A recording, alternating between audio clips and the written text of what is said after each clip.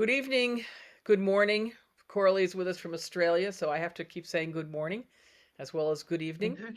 Mary Hunt here at Water, and delighted that all of you are with us at this time. Welcome to the first fall meditation of 2024. Cheryl Nichols will lead us tonight on the theme of Sister Mary Lou Kownacki and Roykan, Between Two Souls, using the book that Mary Lou did with that title. I want to make a special welcome to those who are new to water or those who haven't been here in a while. This is a regularly scheduled monthly meditation, and those of us who come on a regular basis are always delighted that others join. You're always welcome. Bring your friends. And last month we were on vacation, but in July we had the pleasure of hearing Sister Jean Christensen, Mercy Sister, spark our meditation with the reality of human trafficking and the ways in which persons involved in trafficking, those trafficked, are able to name the holy, the names that they use. And the theme that Jean took was God is everywhere, takes all forms, has many names, and is in all of us. It was a very special chance to learn about a hard subject and carry the images into contemplation as the first step of action. Jean told us, and I quote, trafficking victims who have been exploited by commercial sex trafficking and or labor trafficking are incredibly resilient. They are of any age, ethnicity, gender, sexual orientation, economic status. Most are at risk in one or more of these designations. They have suffered violence, abuse, discrimination, and disrespect. And you can find this meditation on our website under programs and then under meditation. And we can send you the link if you need it. I want to thank Jean, who's with us again tonight, for what was a really very moving and very inspirational, but also very challenging meditation. So, Jean Christensen, thank you very much. You might want to just wave so people know who you are. It was terrific, and we appreciate it and look forward to your next one.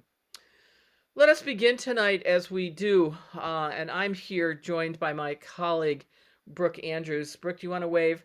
Brooke, also from the Water Office, is doing the IT tonight, which is always helpful, especially if you're over 30, to have somebody who pays attention to that. God forbid things go south. There's somebody under 30 who can handle the problem. I'd call 911, I suppose, if we cut out here, but Brooke knows better what to do. Let us begin then with the land acknowledgement. This is something that we at Water have incorporated into our programs to remind ourselves of why we do what we do and what we need to do more of, given the systemic injustice Indigenous and other people of color face in this country. We at Water are on Indigenous land in Silver Spring, Maryland. This is the traditional and contemporary land of the Piscataway and Anacostan peoples. We acknowledge the trauma and injustice toward Indigenous people that is deep in U.S. culture and history. We join in efforts to eradicate it and to make reparations for the genocide involved. Water's work is aimed to bring about social justice. I invite you to take just a moment together to consider the Native people on whose land you sit. If you'd like to put their name in the chat, feel free to do that. Take just a moment to appreciate them and to make a covenant to improve our human relations.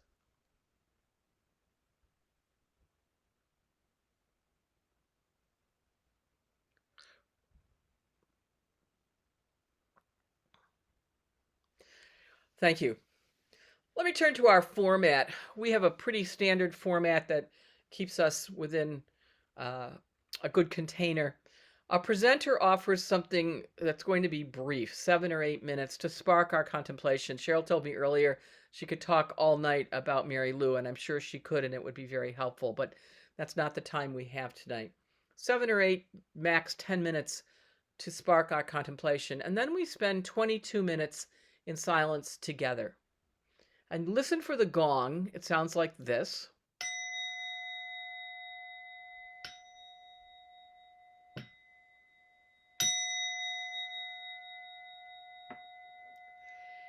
And that sound will start and end our period of 22 minutes of meditation. There'll be an image on the screen, which is actually the cover of the book that Mary Lou did. And you can turn your video off if you'd like at that point and just have the privacy of your own meditation. And then at the end of that period, we'll open the floor for conversation. Just enjoy the image and let your contemplation unfold as it will. There is no one right way to do it. You'll find yours. Please mute your audio at this point until it's time to share after the meditation. Just everybody mute your audio, that'll help. And I'll introduce Cheryl, and then she'll go right into her presentation, and then we'll move right into our period of meditation without further ado. Cheryl Nichols, as many of you know, is a retired teacher who keeps right on teaching through her weekly tutoring with immigrant women. She's a regular volunteer on the Thursday crew at St. Camilla's Food Pantry here in Silver Spring, Maryland. That's a food pantry for those who are in the situation of food scarcity. She collaborates with the Religious of Jesus and Mary in their work in Haiti, now more from afar than in person, although for several years she went to Haiti and taught when it was still safe enough to do so. We count on her here at Water as a volunteer, always willing to lend a hand, whether stuffing envelopes or driving someone somewhere. And I know Cheryl quite well personally, and I know very few people who even come close to her generosity of spirit, not to mention her busy life. Giving, giving, giving. I am the happy recipient of much of her giving, so I'm very appreciative. And I know that she has deep respect and affection for the old monk, as Benedictine Mary Lou Kownacki is known. Cheryl, I look forward to this presentation, and I look forward to our time of contemplation. Cheryl Nichols. Thank you very much, Mary. Thank you for the kind words. And I do have to say that, yes, I am retired. And even though it sounds like I have something, and maybe I have one thing each day, I have really appreciated the retirement time to read, to pray, to journal, and in that context, to get to know Mary Lou. I don't want to preach to the choir, so I'm assuming that you know of Mary Lou. If you are a regular participant, I have used poems that she has offered me in different situations for contemplative prayer. And I have used her own writing at least once. This is, I think, only the second time that I'm actually using Mary Lou's writing. But just to give everybody a synthesis of who Mary Lou was. She was, well, let me just say that she died a year and a half ago, January. She died Epiphany in 2023 from cancer. She developed cancer in the eye, and I don't know if they ever knew if it was metastasis or if that was the primary site, but she was under hospice for about the last 4 to 6 months of her life. And even then she was periodically posting something. Her background is she was primarily a Benedictine monk, peace activist, a community activist, a writer, a journalist. Most of all, for me, she was a poet. She is someone who really opened my heart to so many different poets and simple expressions of poetry that spoke to me because it was a reflection of the divine in such daily circumstances of life. And I think that's what I appreciated so much about her own writing. I do want to share how I got to know her, know about her. Probably about 10 years ago, 9 or 10 years ago, Mary will not remember the date, but Mary, Diana, and I attended a talk by Joan Chittister here in Washington, D.C., at a very local, um, I think it might have been the Stewart Center, Mary, I don't remember. But out of that experience of, I had read many things by Joan. And after hearing her talk that day, somehow I signed up or got connected to this weekly newsletter that the Benedictine sisters put out through Bennett Vision, which Sister Mary Lou started 30 years ago, a publishing company to publish Joan's writings. And then about 10, well, yeah, I guess maybe about, I have the dates here, but anyway, within the next decade, Mary Lou started an online program called Monasteries of the Heart, inviting people throughout the world to experience monastic spirituality, to form community, and to be kind of instructed in the spirituality of the Benedictine sisters, particularly. I mean, that's how I understood it. And it was through the Monasteries of the Heart and the Vision and Viewpoint newsletter that I became aware of Mary Lou's writings. She posted what she called Old Monk's Journal almost weekly on Monastery of the Heart's website on Sunday. And every week in the Vision and Viewpoint newsletter, she would end that weekly newsletter, which highlighted a teaching from Joan, any particular events that Benedictine sisters would be involved in that week, saints of the week, and then it always ended with a poem. And Mary Lou was the editor of that weekly newsletter. And I just loved the poems that she picked because they were simple, they spoke to my heart, they were about everyday circumstances. And through that, I started to attend both retreats and e-courses that she offered. My first beginning in May of 2019, when I did an e-course called Writing from the Heart. And over that, I think it was a 3-week time span, and it was usually every other day, she would present a poem written by someone that she valued. And apparently she had journal upon journal of poems that she would copy. And then she would share these on these retreats or courses through the newsletter. I'm sure just, within her own community and the wider circle around the Benedictine sisters in Erie. I did 2 retreats online that she offered, one being the Advent retreat in 2020. And I even took one of the poems that she offered in that to do a contemplative prayer that following year. In 2021, I used John O'Donohue's Blessings of Angels. The other retreat that I did was May of 2021. She gave a retreat on holy leisure, and the poems were great. And I used one of those poems for another evening of contemplative prayer. I used one of Mary Lou's own poems from her e-book called Old Monk. It was the first book I really got of hers that I downloaded on my Kindle. Most of her books are e-books.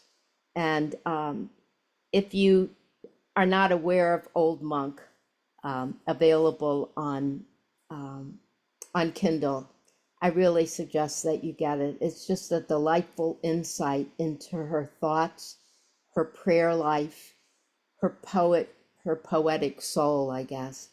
She particularly drew on the short poems of a lot of the Asian mystics. Rumi was one poet that she often reflected on. She would copy the style or the thought and express it contemporarily.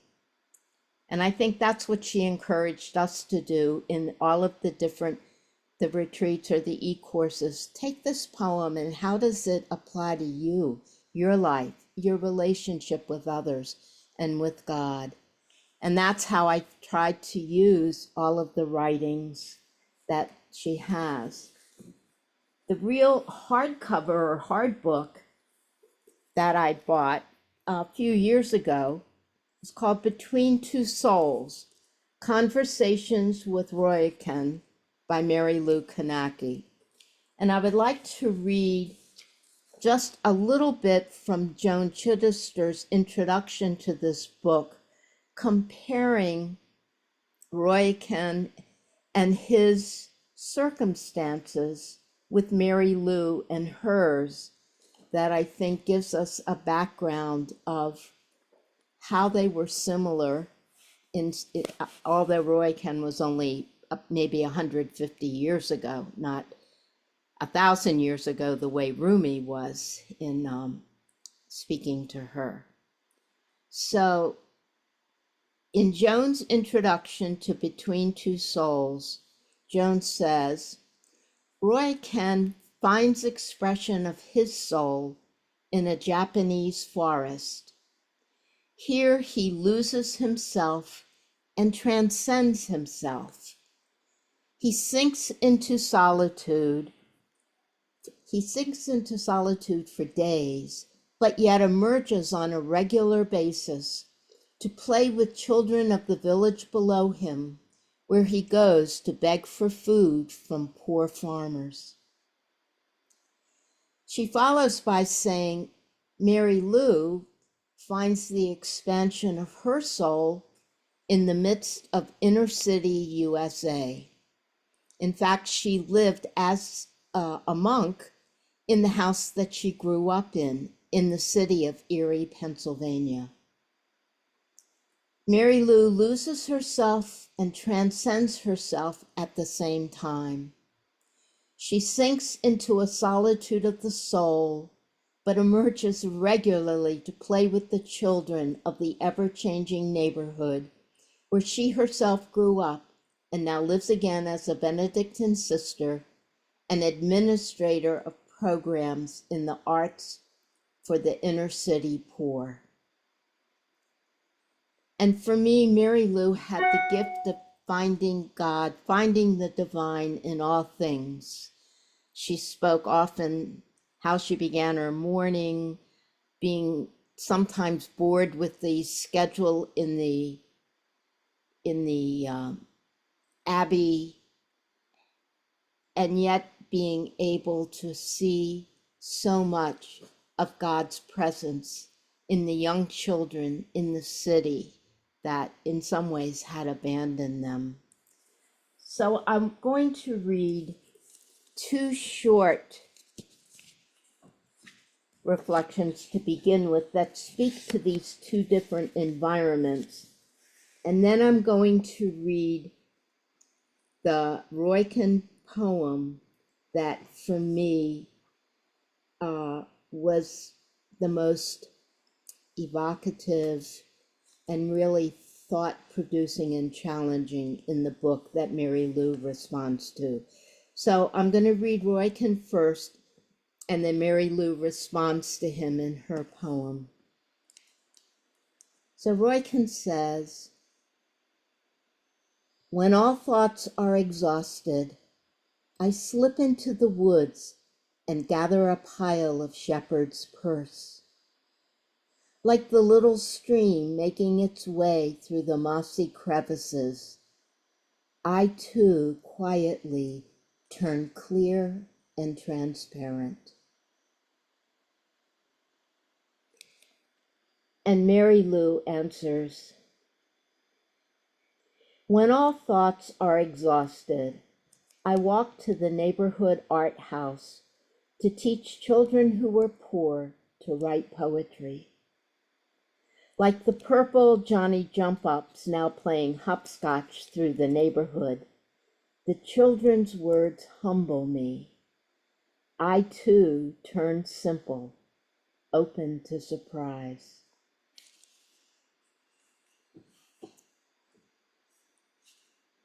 And then toward the end of the book, She chooses this poem by Roykan. When I think about the misery of those in this world, their sadness becomes mine. Oh, that my monk's robe were wide enough to gather up all the suffering people in this floating world. Nothing makes me more happy than Amida Buddha's vow to save everyone. And Mary Lou responds, I keep a copybook where all the sages of centuries past speak to me. When I am adrift with doubts, I open for a word of direction. I have been a monk for 40 years. I have read a library of enlightenment and listened to a legion of voices on entering the void. None captures the call like Roykan. Oh, that my monk's robe were wide enough to gather all of the suffering people in this floating world. Thank you, Mary Lou. Thank you, Cheryl. Thank you, Mary Lou. Thank you, Roykan. We now turn to our period of communal contemplation.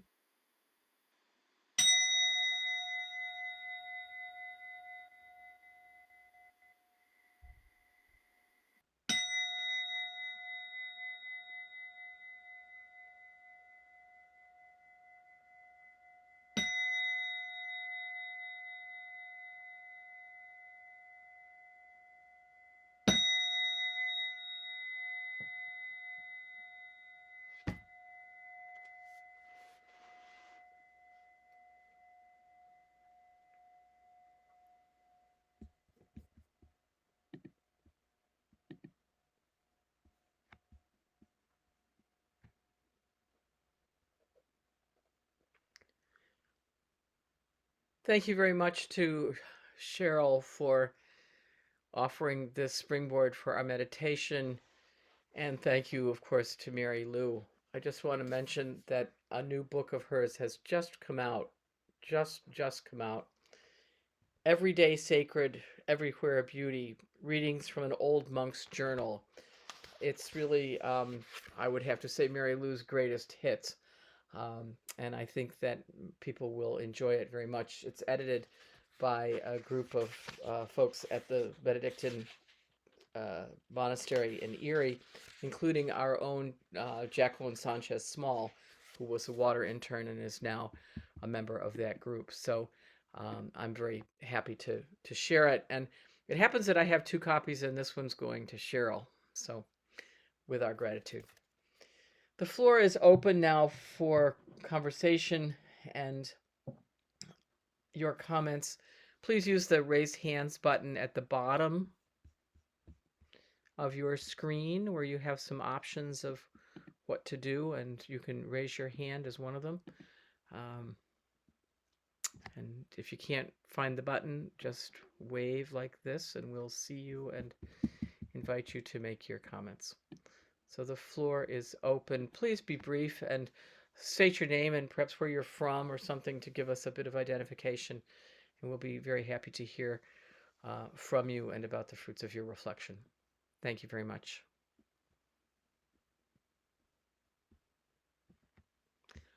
Please go ahead, Judith. Hi, I'm Judith Lorai, and I live in Montague, Massachusetts. And this is my first time to an event that Water is sponsored, so thank you.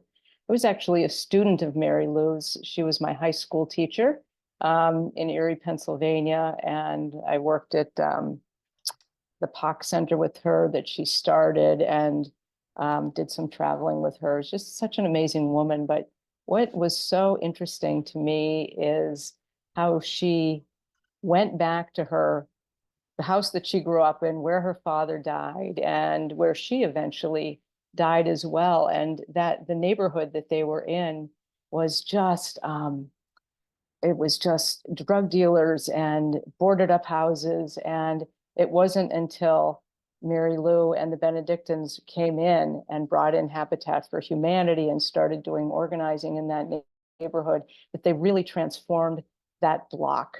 And it was a block. And they put in a poetry park and for the kids and had, they just really brought such joy and life back to that area. And so it's, when you were talking about her as a writer and a journalist and also just such an active community organizer in that area. So I just really, the chance to honor her in this way it feels very special to me. And so I just appreciate the fact that you're lifting her up in this way and just really wonderful. So thank you.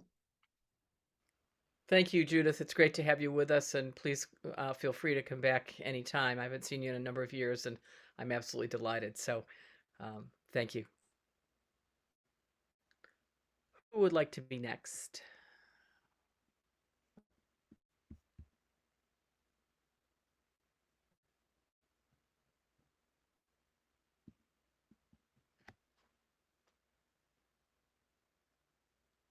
Marcy Silvestro? Yeah.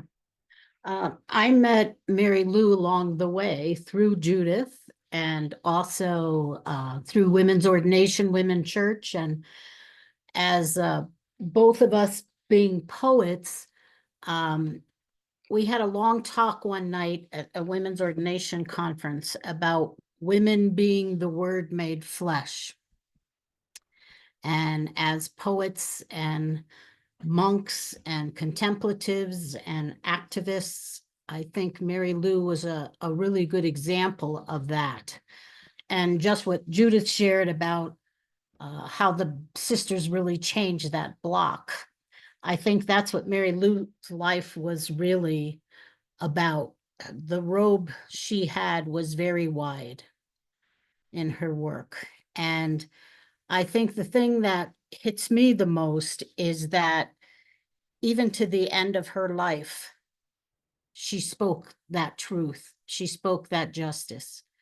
And I think she's a great example of a monk who is an activist, a monk who is a contemplative, but a monk whose words will keep on living because she has transformed so many things through that. So what I want to say. Thanks, Mars. You're welcome.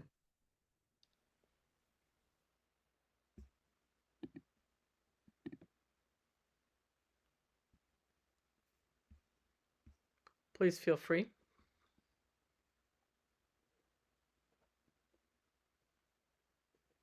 Yes, Virginia Day, please go ahead. Oh, thank you. Well, I wanted to thank you, Cheryl. I think I first was moved by your own example and how you said you spend your days. And then as you moved in to words about, the gift that came from Erie, it comes to all of us, but it was, I think I felt in myself a longing for that way of life. Poetry and contemplation. And so that it just stirred in me that call and the need for me to make space for that. So that's the gift for me tonight. So I thank you. Thank you, Virginia.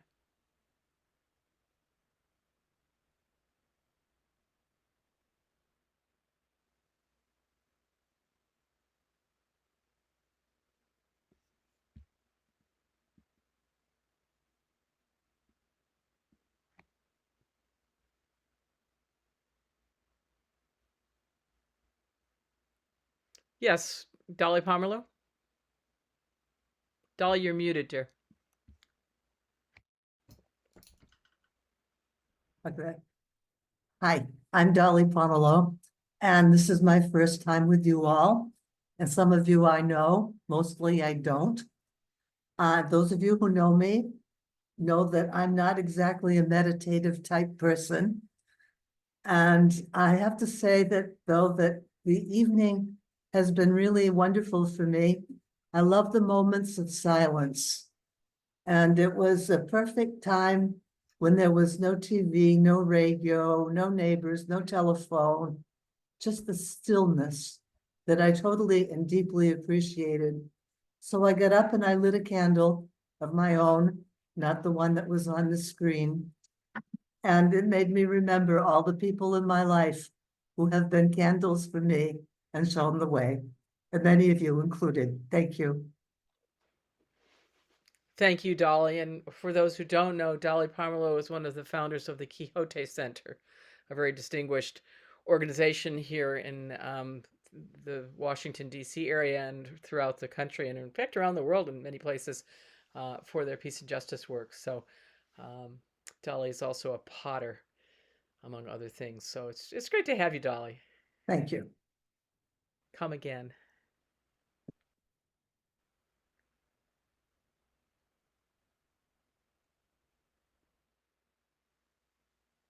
The floor is open if anyone would like to comment.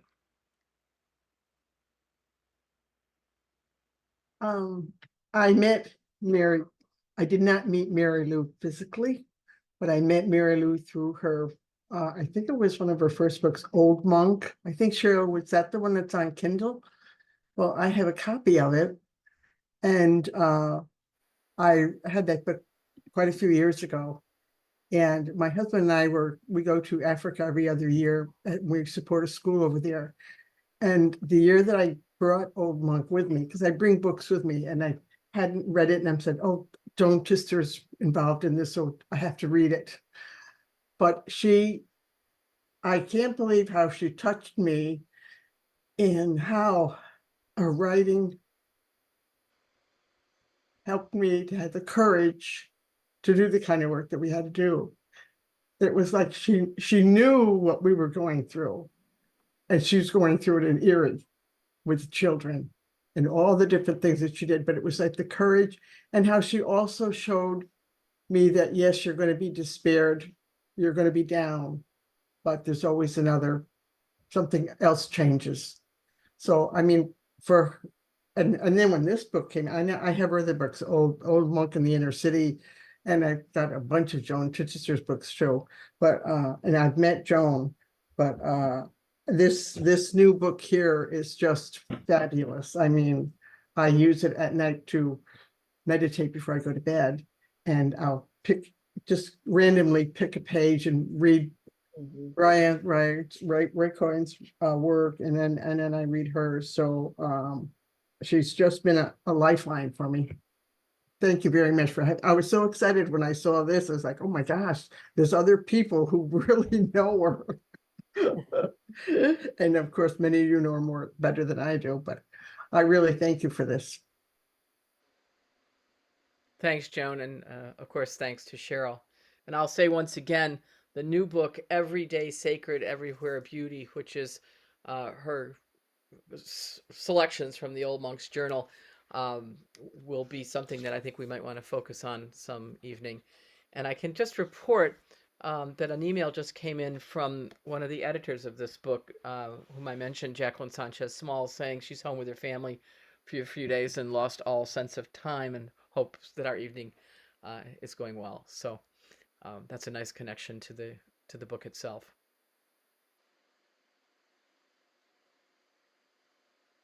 I was struck by her early embrace of Buddhism. I think it wasn't very common for people to be reading Zen masters and to be engaged in Buddhist thought and meditation when Mary Lou began that. So I just want to underscore that, the importance of learning from and being part of and immersing oneself in other traditions.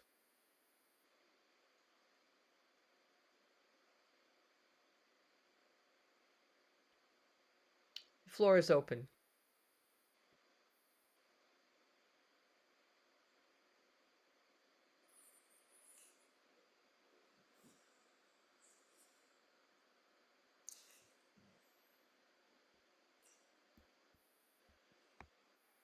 Mary, may I conclude with reading something from her memorial card that the community wrote?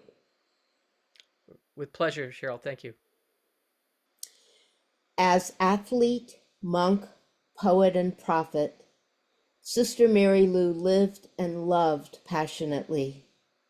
She gifted us with poetry and verse, spoke truth to injustice in church and state, was a visionary of the peace movement and an advocate for the poor. Our Sister Mary Lou found joy everywhere, in a meal shared with friends, in cosmos and wild canaries, in children's voices raised in laughter, in dreams of what could be, and of course, in a great round of golf. Until we too rest in the heart of God, let us pray with Sister Mary Lou in her own words. Everything on earth is filled with sacred presence. Let us bow down and worship. Amen. Thank you, Cheryl. It's a lovely way to end our time together. Let me conclude with just a couple of announcements. One is that tomorrow at the same hour, 7:30, Diane New with the Water Community will be honoring peacemakers for International Day of Peace. That's tomorrow at 7:30 p.m. The International Day of Peace was on the 21st of September, but we're celebrating a few days later. And then on Wednesday, this is like a packed week of water events. On Wednesday this week, we celebrate the 50th anniversary of the momentous ordinations in the Episcopal Church by asking, what did it mean and what does it mean now? We will be joined by a bishop, Jennifer Baskerville Burrows, who was recently elected vice president of the House of Bishops. We'll be joined by Reverend Dr. Carter Hayward, a theologian many of you know, who was one of the 1974 ordinands. We will be joined by Darlene Odell, who wrote the book The Story of the Philadelphia 11. The 50th anniversary edition is now out. And we will be joined by Margot Guernsey, who directed the documentary film about this called The Philadelphia 11. I think it's going to be a hot conversation. We recommend that you read the book if you can. Don't feel any necessity to do that if you can't. But you might want to watch the film too. And, you know, all water programs are free and open to everyone, but the movie costs $5 through their website if you want to, actually much more than that when you pay for it, but they are offering it to water people for $5 if you register for our event. And the book is available through Church Publishing. So it's a great way to really look at something that happened. How many of you remember where you were when that happened? I mean, it's 50 years ago, but many of us, some people on this call were not even born yet, but others of us remember where we were when we heard that news. And now, what did it mean and what does it mean now? Should be really interesting and exciting. So we will return for our own meditation here on Monday, October the 7th at 7:30 p.m. We have this monthly. Normally our programs are at the beginning of the month. This month we push them to the end. And Jean Christensen, here present and who provided the meditation I mentioned earlier, will be providing another one. So Jean, we look forward to that. And a very special interest to this group, next Wednesday, that is 2 weeks, I guess, October the 9th at 1 o'clock in the afternoon, we will be joined by Nancy Sylvester, IHM sister, who has a new book out called Journey Faith in an Entangled World. Available, it will be available on the 1st of October through Amazon. And Nancy's the reason why we do this at all. Some of us went through her engaging impasse process, have been a part of her experiments in meditation. And Nancy will be joining us. We're going to celebrate. We're going to actually debut the book. The community will have something, but we're going to debut the book for a wider public on that October 9th, Wednesday, 1 o'clock with Nancy Sylvester. So please come and join Nancy and accept her invitation to enter into the experience of the divine that reflects an ongoing and evolving understanding of oneself in a very complex and often fraught world. And we're going to be learning with and thanking Nancy for her empowering contemplative work. I really think it's one of the few spiritual innovations in the last couple of decades, and it really is that. So those are all programs that are on our website, and we invite you to all of them. Feel free to come, bring your friends. All water programs are free and open to everyone. Donations, of course, are welcome and needed, but what we try to do is socialize resources. So those who can donate do, and those who can't don't, and it's all the same. We feel that water programs should be available to everyone without charge because they're so rich and so fruitful. And we're grateful to the many friends who support this effort. We believe, and I've said it 100 times, but I'll say it 101st time right here, if we share among us, there's enough. If we share among us, of course, if we don't share, there isn't. But if we share among us, there's enough. And that has worked for more than 40 years here at Water, and I have no reason to think it will stop working now. So I now close this official part of our program with a final thanks to Cheryl and to Mary Lou and to others who are engaged in this work and to all of you. So